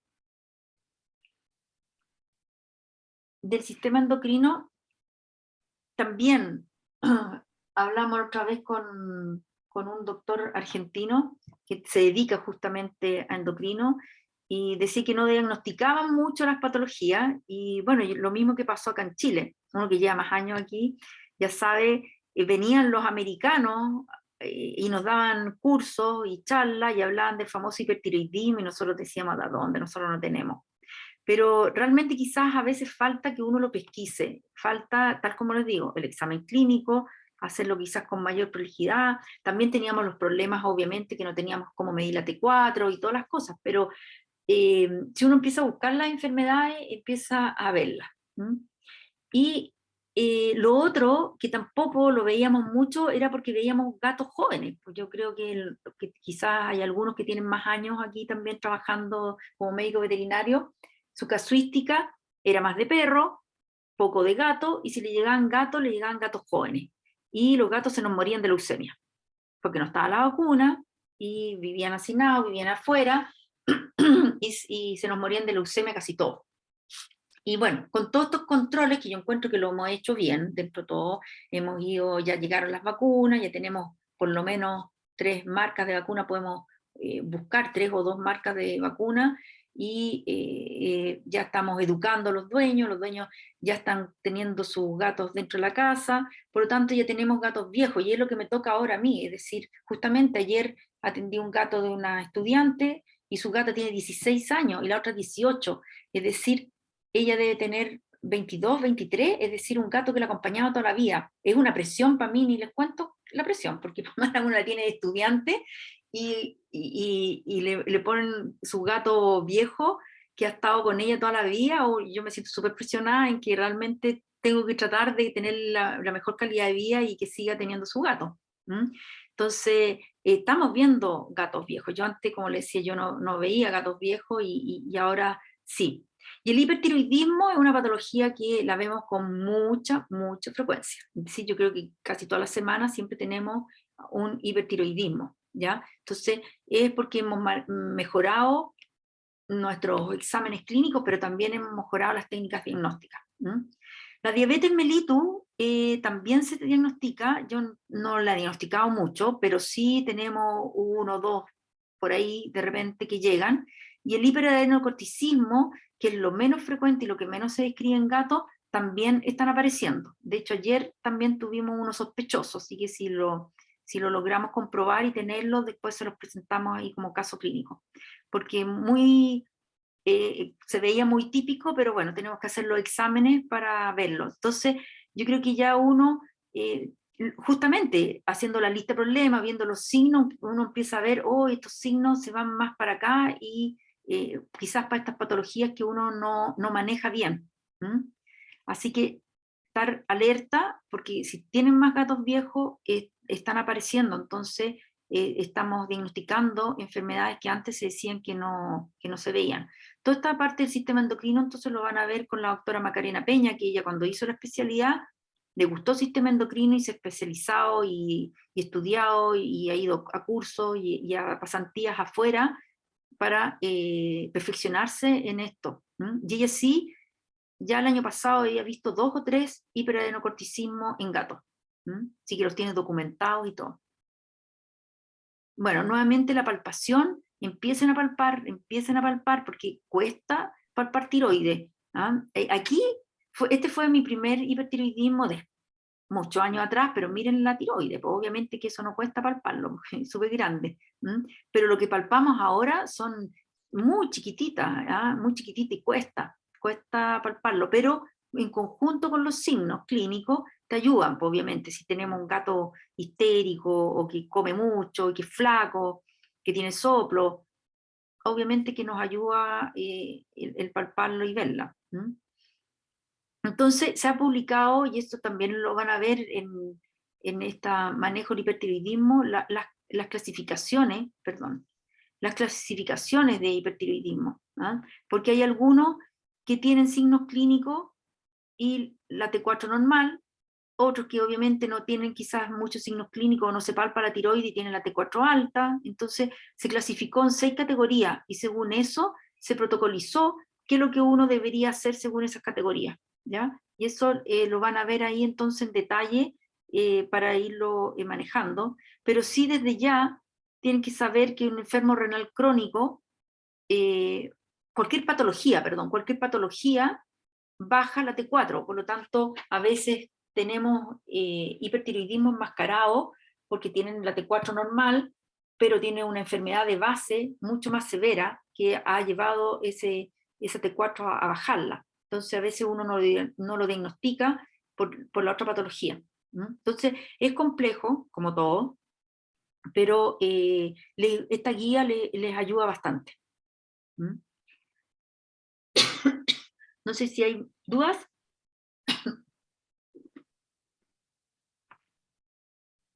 Seguiríamos entonces el sistema tegumentario, la piel, patrones de respuesta. El gato responde, como gato responde de alguna manera diferente. Tenemos esta dermatitis miliar y ponen como diagnóstico a veces dermatitis miliar. Nuevamente no, dermatitis miliar es un signo, es una respuesta, pero no es la patología. Úlcera indolente, también es un patrón de respuesta, úlcera indolente. No es patología, es un signo. Placa o granuloma semifílico, es una respuesta. Y estas respuestas hacen generalmente la principal patología, podríamos decir, que induce a formar una úlcera indolente, una dermatitis miliar, son las alergias a pulgas. La alergia a pulgas es lo más frecuente que uno ve. Y es difícil, tenemos un dueño por medio, es difícil explicarle a un dueño cuando tiene una úlcera indolente, decirle es porque tiene pulgas. El dueño realmente no se lo cree mucho, aparte que él lo ha revisado y no ha encontrado pulgas. Entonces, bueno, ahí hay que convencerlo y ver que la principal entonces es la alergia a pulga.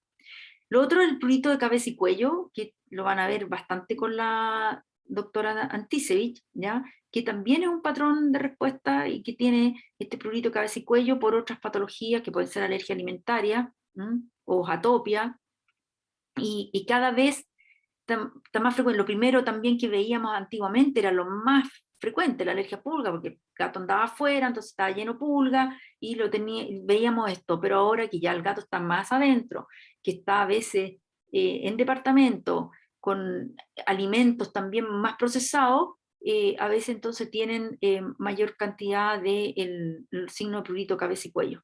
Y aquí se despliegan varias patologías. Absceso y flegmón es lo otro que hacen. A veces los gatos que hablamos en la mañana llegan febriles y no encontramos nada, pues busquen, porque a veces tiene un absceso, sobre todo un gato que es outdoor, es porque pelea y tiene un pequeño absceso y eso lo lleva entonces a ser febril. O flegmones, a veces tienen las patas, ¿no es cierto? Que la diferencia es que no está encapsulado, entonces hace este flegmón, y muchas veces tienen el famoso piotórax, ¿ah? Tienen piotórax y no, ¿cómo se llama? Es un absceso que todavía quizá no ha acumulado gran cantidad de pus, por lo tanto no lo lleva a una disnea, pero sí lo tiene febril. Entonces, ver bien también, buscar bien, hacer un buen examen clínico, porque puede que al inicio un piotórax haya quizá un roce pleural, ¿no es cierto? Si las pleuras están inflamadas, entonces hay ruido, hay otra clínica. Y las patologías autoinmunes son poco frecuentes, pero igual ya se están viendo. Ya estamos viendo, y yo creo que lo van a ver con la doctora Antisevich. Entonces, las patologías más frecuentes que se vemos, la dermatitis alérgica a la picada de la pulga, lo primero que uno empieza a descartar, las alergias alimentarias y la atopia, ¿ya? Otodectes cynoti, acuérdense, parásito de los oídos, también frecuente que uno lo observa, sobre todo gatos que vienen de refugio, tienen a ese otodecte, gatos a veces que son los inmunodeficientes positivos, son súper refractarios al tratamiento. La dermatofitosis, algo que les gusta mucho, no es tan frecuente, por eso lo tenemos más abajo.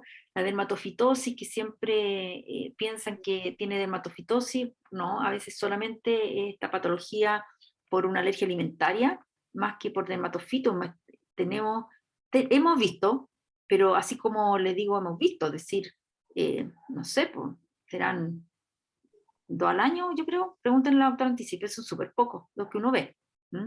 Es decir, la sobrediagnostican, porque no llegan a estos diagnósticos. La sarna notoédrica, yo no la he visto, también no sé qué tan frecuente, y la Escherichia también la ha visto la doctora Antisei, pero también es poco frecuente.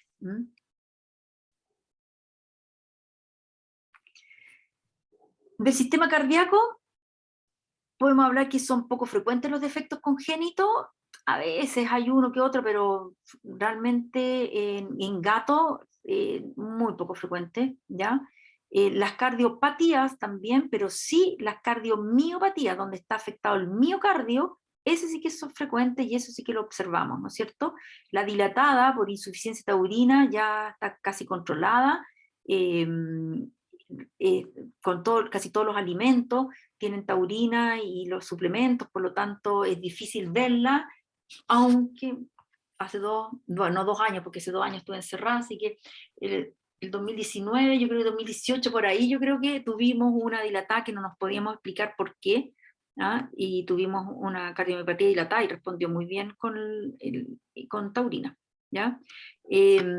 La que más se diagnostica es la hipertrófica, y muy asociado al hipertiroidismo, y es la más frecuente, y en gatos viejos y gatos también de raza grande. A veces ustedes tienen raza o el Maine Coon, o bien algunos domésticos, pero que son más grandes, sí, también hemos tenido las cardiomiopatías hipertróficas. Y las cardiomiopatías restrictivas también se están diagnosticando con mayor frecuencia. Ahora, del sistema respiratorio, que es lo que me dedico, bueno, del cardíaco lo va a ver la doctora Catalina Zúñiga. Ahora, del sistema respiratorio, que es el que me dedico, eso lo voy a ver yo, ¿ya? Los virus respiratorios siguen siendo nuestro dolor de cabeza, aquí y en todas partes del mundo. Uno por más que lee y ve, no hay nada, bueno, no es un poquito en tratamiento, se podría ver, pero siguen siendo prevalentes. No hay vacunas que lo protejan 100%, ¿ya? Lamentablemente el calicivirus cada vez es más patológico, y ahora tenemos el calicivirus sistémico, que causa una patología sistémica. No sé si lo han visto los colegas del sur y del norte, pero aquí en Santiago sí lo hemos visto, sí hemos tenido calicivirus sistémico, ya lo tenemos justamente hasta tipificado. Así que hay mucho que ver todavía, y hay algo que siempre uno tiene que estar estudiando y viendo sobre estos virus, porque lamentablemente siguen dejando secuelas, que es la rinosinusitis crónica, que es lo que más me manejo, lo que más me envían y me derivan son estos gatos que tienen estos mocos crónicos por mucho tiempo, y que no responden bien a los antibióticos, etc. Asma, vemos Se ve con mayor frecuencia también asma, lo mismo, gatos indoor, gatos que se ocupa a veces mucho incienso o que ya vienen ellos predispuestos también por una alteración inmunitaria y responden con asma. Difícil de diferenciar la bronquitis crónica, pero también ahí hay que ir viendo un poco la anamnesis. El asma son gatos que tosen y después se les pasa. También, obviamente, gatos con tos, que puede ser por el parásito Alostrongilo obstruso, que me imagino que los del sur lo deben ver con mayor frecuencia que nosotros, y es algo que se sigue diagnosticando, y los derrames pleurales, que ya lo vimos en la mañana, que tenemos muchas patologías nos causan derrames pleurales, y lamentablemente el PIF sigue aquí vigente, los linfomas mediastinales por leucemia en gatos pequeños se sigue viendo, bueno, y los fiotórax o a veces insuficiencias cardíacas congestivas ya descompensadas, yo diría que es lo menos frecuente que vemos. Aquí un estudio también de 702 gatos, es decir, 4.243 fue un estudio retrospectivo donde se vieron 4.243 fichas y 702 fueron patologías respiratorias y 479 eran de casos del sistema superior, es decir, más de nariz, porque laringe, un poquito lo que se diagnostica en gatos. Y del sistema inferior, 175. De ambos sistemas, 48 gatos. Y las patologías infecciosas las más frecuentes. Esto es una tesis del 2011 de la doctora Andrea Rodríguez, pero sí igual, hemos hecho otro estudio, he repetido varios estudios para ver las prevalencias de las patologías, no lo agregué, pero sigue siendo en el gato las patologías infecciosas las más frecuentes y las respiratorias las más frecuentes. No en el perro son el trauma y las infecciosas también, digestivas, porque obviamente el parvovirus y todo, pero también el trauma. En el gato el trauma como que lo está tratando de ganar un poco la parte infecciosa, pero serían las infecciosas, por lo tanto tenemos mucho que trabajar todavía y mucho que educar a los dueños. Del sistema nervioso, nuevamente las más frecuentes en gato son las de origen infeccioso, inmunodeficiencia, el PIF, la leucemia, toxoplasma, el criptococo. Así que cuando tenemos patologías neurológicas hay que descartar todas esas patologías infecciosas. Neoplasia, de las neoplasias y sobre todo en médula, el linfoma, médula espinal, el linfoma sería lo más frecuente, y la inestabilidad lumbosacra, que también se está diagnosticando con más frecuencia, obviamente gatos más viejos, gatos gordos, y todo que a veces empiezan ya con inestabilidad lumbosacra. Del gastrointestinal, panleucopenia y panleucopenia-like. No sé si ven mucho afuera panleucopenia, se está observando y viendo un poquito más acá, tuvo un tiempo como que no se veía, pero sí se está diagnosticando nuevamente. ¿Por qué? Porque ahora el virus está en la historia, el virus de la panleucopenia, que es un parvovirus, partió en el gato, mutó, afectó al perro, y ahora el del perro está afectando también al gato, lo cual antes no pasaba. La panleucopenia, la ventaja que tiene, que sí la vacuna es efectiva. Yo diría que la única vacuna que es efectiva es para el parvovirus. Por lo tanto, como les digo, nuevamente educar a los dueños y vacunarlos. Empezar a vacunar a los gatos a temprana edad y todo. Y está la panleucopenia like, que es producida por el virus de leucemia, pero ahora más que nada se habla de que ya no es tanto el virus de leucemia, sino que el virus de leucemia induce o le deja el camino para que el virus, el parvovirus, desarrolle la patología. Antes se decía más que era el virus leucemia. Ahí, pero es una patología que la panleucopenia la vamos a ver. Yo veo las enfermedades infecciosas con ustedes, así que ahí lo vamos a ver. Megacolon, cada vez tenemos entonces gatos más viejos, como les decía, y gatos con enfermedad renal crónica, que a veces diagnostican el megacolon, pero no se van a la causa. Y la causa muchas veces es esta enfermedad renal crónica, pero a otras veces puede ser primaria. Y el megacolon lo van a ver entonces con la doctora Valdés. El complejo gingitis-tomatitis, patología, yo creo que todos ustedes la han visto y han sufrido con ella porque es una patología frustrante, no encontramos buenos tratamientos. y es compleja, la vemos mucho, sobre todo en gatos retrovirales positivos. Y bueno, la doctora Sepúlveda, que va a ver todo lo que es diente, la van a tratar con ello. Lipidosis hepática es otra patología que se ve con frecuencia, secundaria a cualquiera de las patologías que hemos nombrado, sobre todo el complejo gingivitis, pero otras patologías así más crónicas, obviamente, una parleucopenia no te da ya lipidosis hepática, o lo mata antes o se le pasa. Pero sí, patologías más crónicas sí.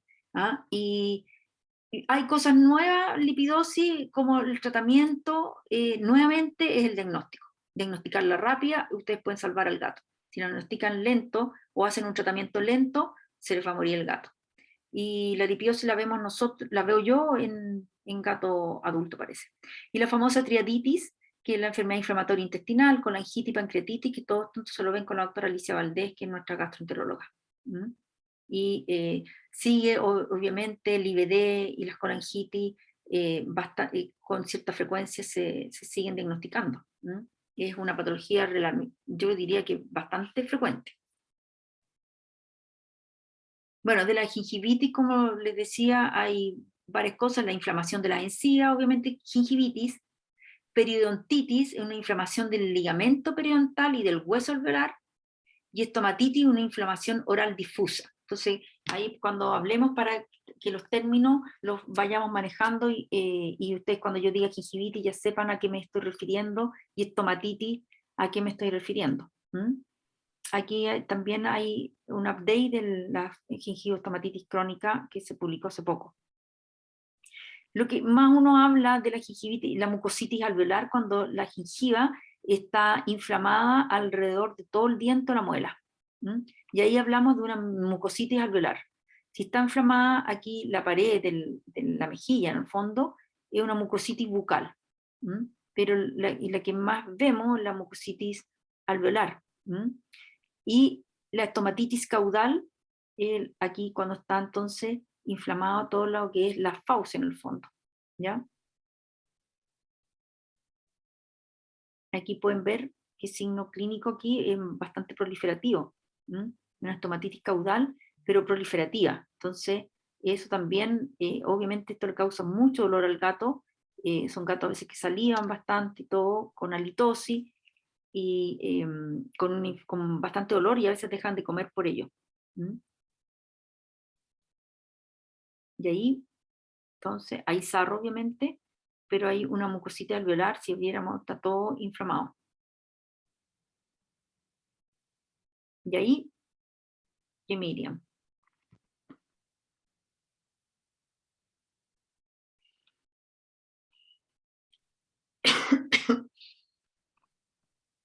Hay úlcera, pero hay deformación. Nuevamente, abrir los paladares. De gato estaba con secreciones nasales mucopurulentas, y como tenía esta úlcera, estaba tratado por calicivirus. Y no, pues hay una deformación, ahí era una neoplasia nasal. Entonces, nuevamente, no se confía los exámenes y junten las cosas, ¿ya? A hacer un buen diagnóstico, pero un buen examen clínico. Y las patologías oculares, que van a ver con el doctor Tardón, lo que es gatito, que sería ya lo más, las infecciosas, obviamente, las úlceras, y ya después en gato adulto, las uveitis, causadas más por los virus de inmunodeficiencia, leucemia, PIF, toxoplasma, criptococo y bartonella. Y si ven, son puras enfermedades sistémicas, y por eso yo le decía, vean los ojos, vean siempre los ojos, si hay una nubecita o una inflamación, puede ser una uveitis, y si hay una uveitis, busquen, puede que sea por alguno de estos virus, o bien parásito como el toxoplasma, o hongo, ¿ya? O bacteria como la bartonella. Entonces tienen que pensar más sistémico. Es raro que el gato tenga una uveitis muy localizada en un ojo por problema netamente del ojo. Casi siempre son patologías sistémicas.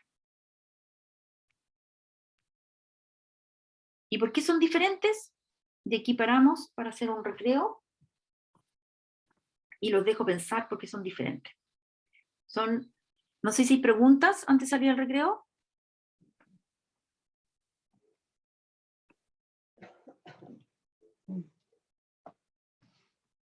No, entonces son las 4, a las 4:15, 15 minutos, ¿ya? Queda todo igual, prendido el mismo link, todo igual. Lo que tengo que hacer es hoy parar la grabación, pausar grabación. Ya, ahí se está reanudando la grabación. Ya, ¿por qué son diferentes? Ya no quiero avanzar. Porque son carnívoros obligados o estrictos. Y esa es una gran diferencia que tiene el gato, si lo estamos comparando a veces con el perro, que el perro es más omnívoro, en cambio el gato es carnívoro obligado. ¿Y qué significa eso? Entonces, lo vamos a ir viendo. Las características anatómicas que tienen ellos también son diferentes. Tienen miembros posteriores fuertes, garras retráctiles, ya para cazar su presa, ¿no es cierto? Caninos fuertes y largos, muelas carniceras también, y los caninos con lo que desgarran entonces la presa, el músculo. Un estómago pequeño, un fondo de estómago menos glandular, ¿ya? Y un intestino delgado corto, un vestigio de ciego y un colon corto. Entonces, todo esto también les habla de lo que hablamos en la mañana, que también aprovechan las proteínas, porque son carnívoras, aprovechan rápidamente, pero también comen varias veces al día porque tienen ese estómago pequeño. Ahora, ellos requieren altos niveles de proteína para mantención y crecimiento. Es decir, la enzima catabolizan las proteínas siempre al mismo ritmo. Entonces, si ellos comen, catabolizan las proteínas que comen, pero si no comen, catabolizan las proteínas propias. Entonces, por eso vemos que gatos a veces dejan de comer y rápidamente pierden peso. Tienen una alta actividad de transaminasa y desaminasa por lo mismo, por todo el metabolismo proteico que ocupa muchas transaminasa y desaminasa, y todas estas transaminasas tienen como cofactores las vitaminas, y es por eso que uno les pone también y utiliza las vitaminas. Y tiene aumentada la gluconeogénesis. ¿Por qué son carnívoros entonces? Porque tienen una baja actividad de las enzimas catabólicas de los carbohidratos, es decir, ellos no son eficientes en metabolizar los carbohidratos, tienen la deficiencia en la desaturasa 6 hepática, ¿ya? Que está involucrada en el metabolismo de los carbohidratos, y están adaptados a alto nivel lipídico, por lo tanto su dieta, que sea en base a proteínas y grasas, es adecuada, pero no en carbohidratos.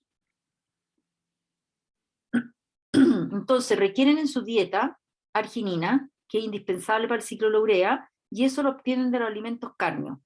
Taurina, que es con lo único que conjugan los ácidos biliares, el perro y el humano lo conjugan también con glicina, y aquí solamente con taurina. Metionina y cisteína son los precursores de la taurina, pero también la metabolización, es decir, que forme taurinas ellos mismos, también es muy deficiente, por lo tanto tienen que consumir la taurina preformada. Y alto requerimiento en pirioxina, tiamina, vitamina A y vitamina D. Como les digo, ellos están en las transaminasas, se ocupa mucha pirioxina, entonces necesitan vitamina. Y el ácido araquidónico. Todo eso lo requiere en la dieta. Bueno, y toda la parte nutritiva, de nutrición, la van a ver entonces con la doctora Andrea Gallardo en este mismo módulo. Yo creo que la próxima semana, la semana que nos toque, no el diplomado. La peridoxina B6, bueno, sale que es cofactor de las transaminasas, si no, tiene una anemia microcítica hipocrómica, también por una deficiencia hay depresión del crecimiento y anorexia. La tiamina B1, la ventroflexión del cuello, hipersalivación, convulsiones, y no transforman el betacaroteno en vitamina A, por lo tanto tienen que consumir vitamina A como tal, y tampoco los precursores de la vitamina D, entonces también tienen que consumir vitamina D como tal. Entonces, si ustedes están viendo, todo esto ellos lo obtienen obviamente de su presa, entonces de productos cárneos. Por lo tanto, tiene que tener una dieta rica en proteína y rica en vitaminas y en grasas también.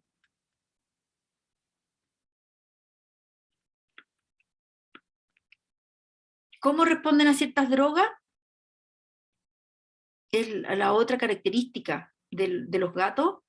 Tienen una disminución en la conjugación con ácido glucurónico, el UDP, glucuroniltransferasa, por lo tanto todos los medicamentos, que la mayoría de los medicamentos se conjugan con este ácido para metabolizarlos en el fondo, se ven lentecidos.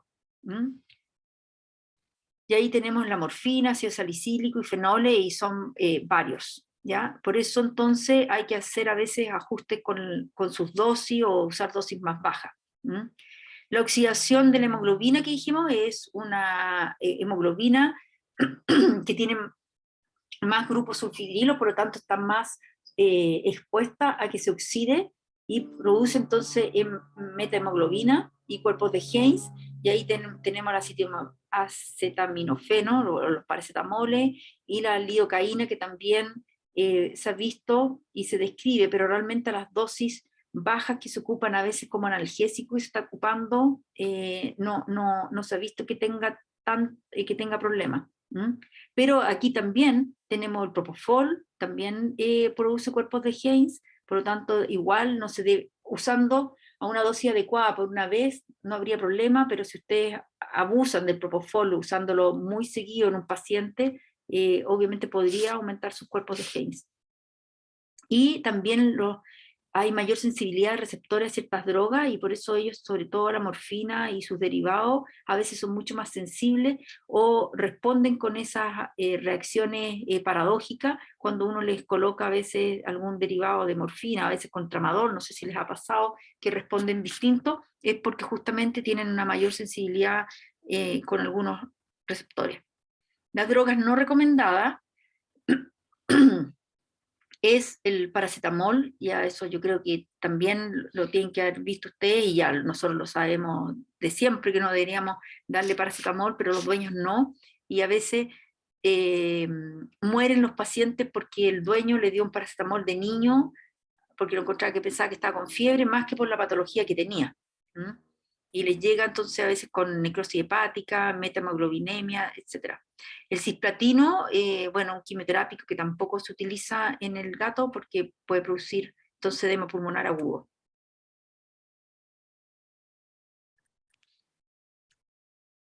La glisofulvina produce supresión de la médula ósea, sobre todo en gatos inmunodeficientes positivos, produce una neutropenia bastante severa, ¿ya? Y no está recomendada tampoco usar en gatitos menores de 8 semanas. La glisofulvina realmente ya es algo que no se debiera, no se utiliza, y si uno llega a diagnosticar a un gato con tiña, se recomienda más utilizar el itraconazol que la glisofulvina. Y los enemas de fosfato sodio son ejemplos que estoy colocando porque de cosas que uno ocupa o que ve que se ocupan de forma más seguida. Los enemas de fosfato de sodio son los enemas típicos también que ven los famosos FLIT, que son de uso humano, ¿ya? Que a veces cuando vienen entonces el gato constipado, entonces le quieren hacer un enema, y es mucho más práctico obviamente ocupar esos enemas, pero no está totalmente contraindicado en el gato porque produce una hiperfosfatemia, ¿ya? Se absorbe por mucosa intestinal y se produce hiperfosfatemia, por lo tanto va a tener ataxia, vómitos, diarrea sanguinolenta, y puede llevar a una acidosis metabólica. Por lo tanto, los enemas, si quieren hacer un enema, háganlo con suerito o con agua, con un poco de lactulosa, pero no se compran los comerciales de uso humano. Drogas de cuidado, la aspirina también se tiene que usar ¿cómo se llama? Con un ritmo horario bastante más amplio, 72 horas, y la aspirina realmente se utiliza mucho a dosis baja, casi siempre a 10 miligramos kilo, pero cada 72 horas, sobre todo en gatos que tienen una cardiopatía hipertrófica y que tienen el atrio dilatado, entonces a veces para evitar los trombos se utiliza la aspirina.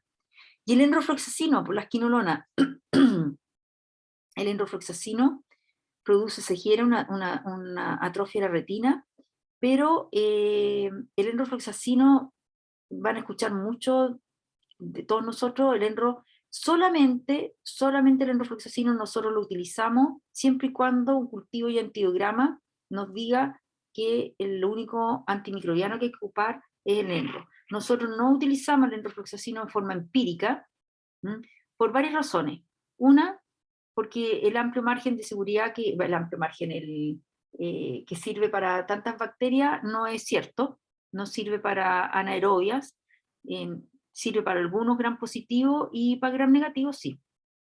Por lo tanto, el enro serviría mucho también para enterobacterias, pero nunca ocuparlo como profiláctico, es decir, ya eso ya es error.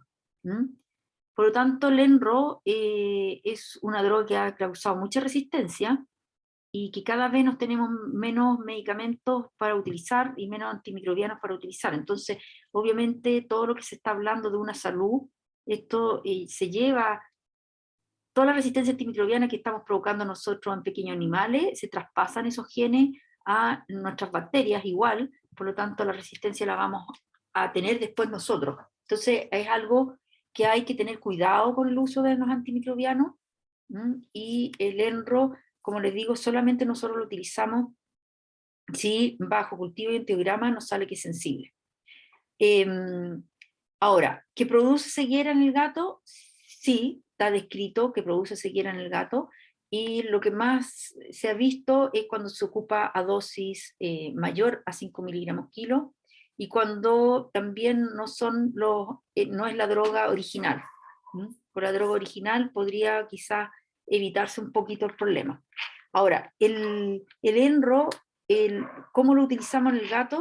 A esa dosis, si lo tengo que utilizar, lo utilizo esa dosis, y se le hace fondo de ojo, el primer día, segundo y tercer día. Si uno ve en el fondo de ojo que los vasos sanguíneos están normales, seguimos utilizándolo porque quiere decir que ya no va a tener problemas. Pero si ya se empieza a ver la retina como más brillante y con menos, los vasos sanguíneos como más atróficos, más disminuidos, la irrigación en el fondo, habría que parar. Habría que parar. Entonces uno alcanza a parar antes que llegue a estar ciego. Ahora hay otras quinolonas, obviamente, que son un poquito más seguras. Igual se ha descrito la ceguera, pero mucho menos, que tienen también mejor espectro, pero igual lo ocupamos bajo cultivo y antibiograma.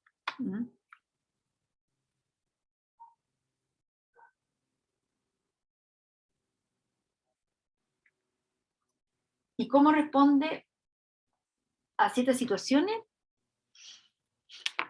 Bueno, todo lo que es farmacología, la generalidad de farmacología lo van a ver con la doctora Danielle Irawen, que les aviso al tiro, por los que llegaron quizás no escucharon en la mañana, la doctora Irawen mañana que tenía la clase no la va a poder hacer, y la va a hacer el otro viernes, parece, pero mañana la clase la hace la doctora Gisela Acuña, es decir, cambiamos una clase por otra, pero igual tienen clase.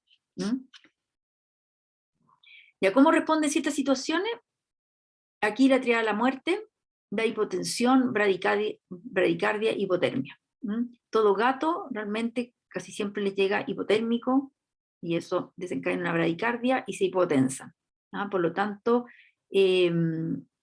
con la doctora Ledesma van a ver bien cómo manejarla. Hay manejar la temperatura, pero cómo ir subiendo la temperatura y ir manejando también la hipotensión. Pero el gato de por sí como que se apaga, como dice el sistema simpático, y queda con una bradicardia, una hipotensión, hipotermia. Y aquí la bradicardia igual empezar a considerar, porque a veces uno tiene 150 o 160 y podemos decir, oh, está dentro de los rangos que describen los libros. Y sí, pero lo habitual que uno ve en un gato, como les decía, es siempre más alta, 180, 200. Por lo tanto, si llega con 150 y está con baja temperatura y quizás también no palpamos bien los pulsos, podemos pensar que ya es una bradicardia.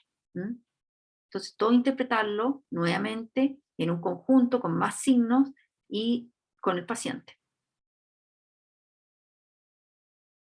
Algunos manejos que hacemos en la facultad, hoy me queda bien poquito por lo visto, algunos manejos que hacemos en la facultad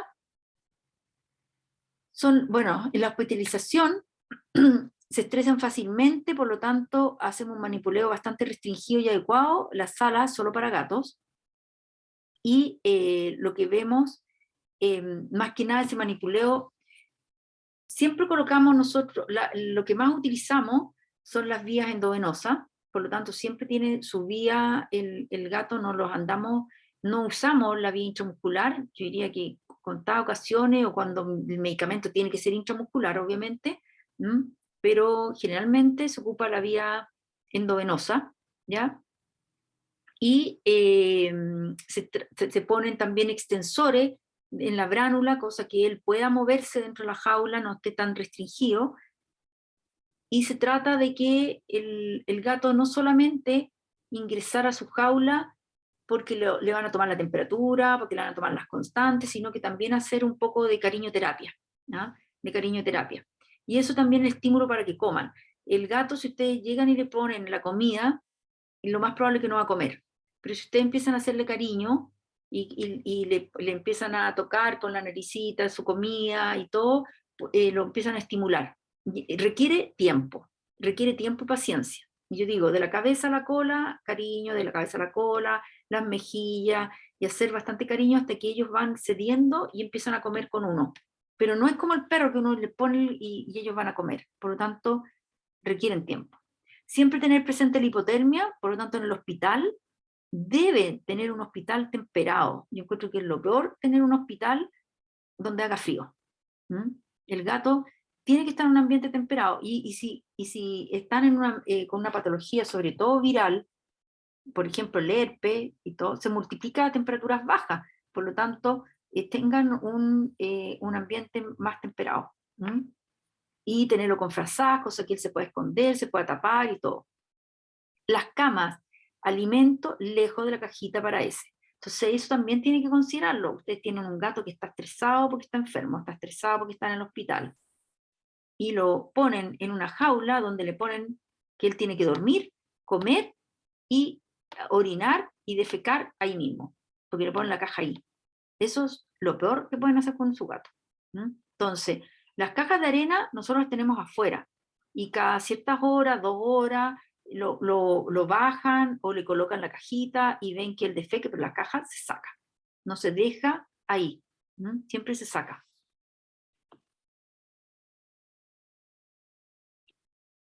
Usar feromonas de apaciguamiento, aromaterapia, música para gatos. En una charla que estuve en este congreso que les decía en México, el cirujano tiene un trabajo con el anestesista, viendo las frecuencias cardíacas y la respuesta realmente en la anestesia con música rock que ocupaba el cirujano, y con música para gatos, o música clásica. Pero más que nada ocupaba una música, y la música es un poco clásica también, pero en las frecuencias que escuchan mejor los gatos. No sé exactamente qué música, pero era música para gatos. Y vieron las respuestas, y las anestesias fueron mucho mejor cuando el gato estaba con música para gato y no con una música rockera o de otro estilo. Algo que obviamente a los cirujanos hay que decir, porque el cirujano obviamente que cuando está operando quiere estar él relajado y pone la música a su gusto. Bueno, de aquí hay que empezarle a decir que empiece a colocar, si está operando gato, que ocupe la música que le gustan los gatos, para que tengan una cirugía mucho más tranquila.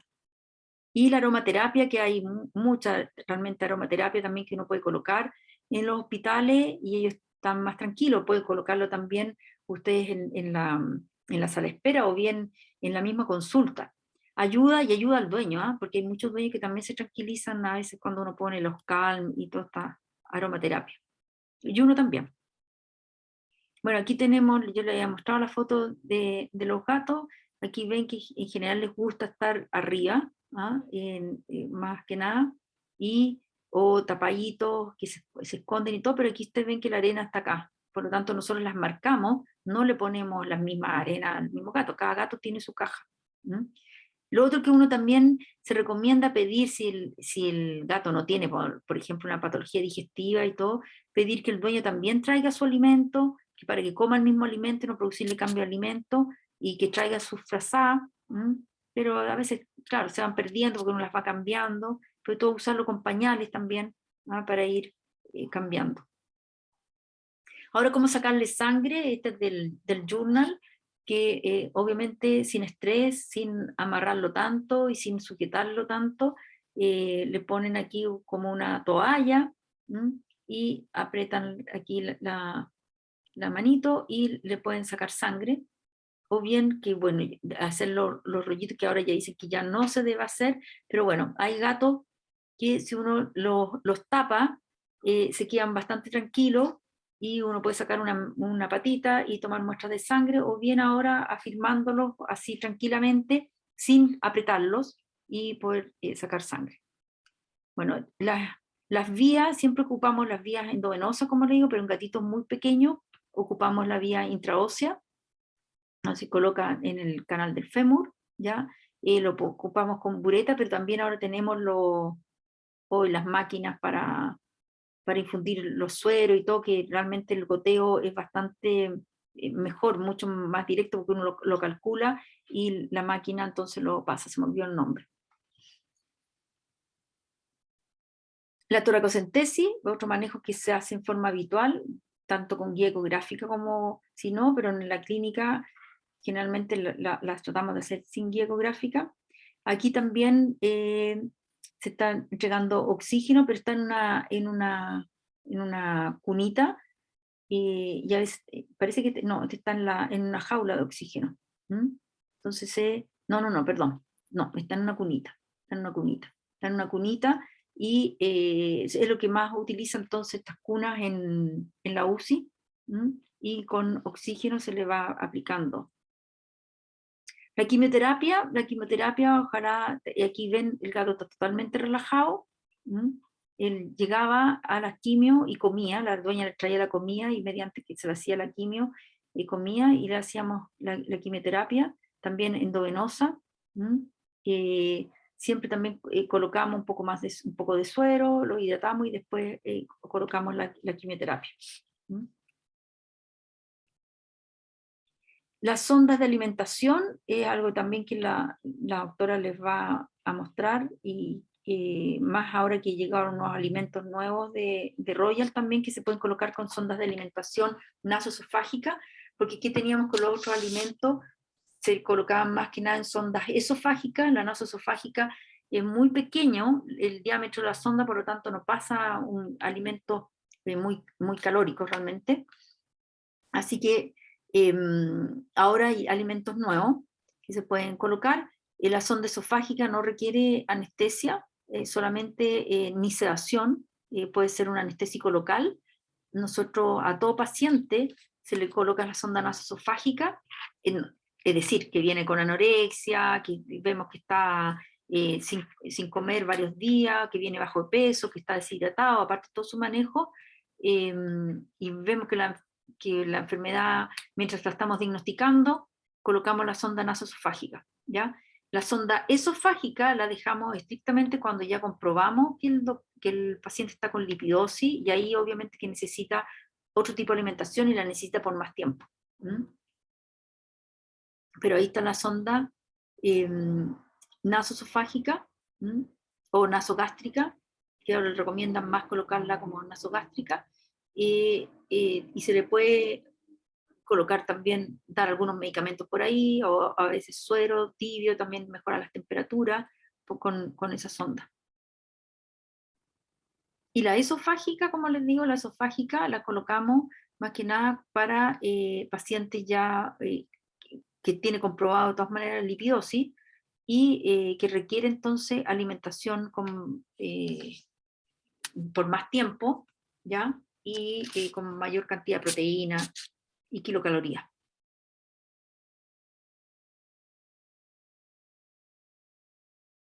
El felino más pequeño es una obra maestra. A Leonardo da Vinci también le gustaban los gatos, y si uno empieza a ver, es mucho los personajes realmente universales que le gustan los gatos y que los han defendido.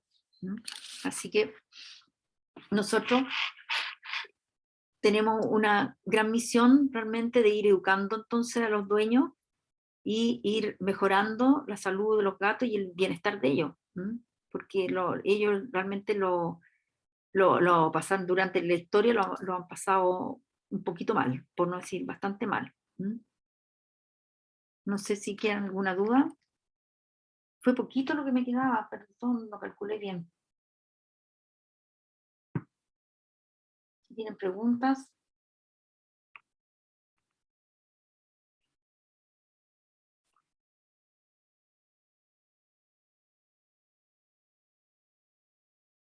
¿Nadie pregunta? Estoy sola. Doc, en el chat le preguntaron por la muestra de sangre. Si era mejor encefálica o en yugular. Ah, sí, las muestras de sangre, buena pregunta, es un poco según los volúmenes y los equipos. Nosotros tomamos yugular siempre, porque en la facultad teníamos equipos antiguos y que requerían como unos 5 ml como mínimo, ¿ya? Si no nos hacían no nos leían todos los perfiles y todas las cosas. Entonces, teníamos que ocupar la yugular, porque ahí sí necesitas más. Pero con los equipos de ahora y los tubitos, estos que son bastante pequeños, en los equipos, y si tienen los equipos IDEX, obviamente menos todavía, son a veces 0,5 ml o 0,3 ml, puedes ocupar la cefálica. La cefálica. Y sacar la muestra ahí. O la safena. La safena interna también da buena muestra.